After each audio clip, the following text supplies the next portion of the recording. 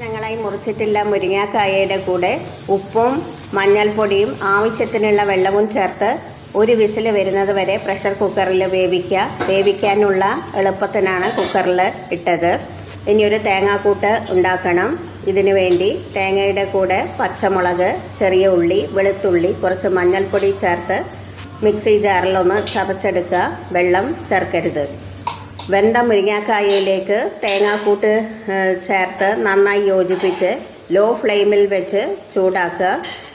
മുരിങ്ങാക്കായ വേവിക്കാൻ ആദ്യമേ കൂടുതൽ വെള്ളം ഒഴിച്ചു പോയിട്ടുണ്ടെങ്കിൽ ഇപ്പോൾ അത് വറ്റിച്ചെടുക്കുമ്പോഴേക്കും വല്ലാതെ വെന്ത് കുഴഞ്ഞു പോകും. ആദ്യമേ കുറച്ച് വെള്ളം മാത്രം ഒഴിച്ചാൽ മതി.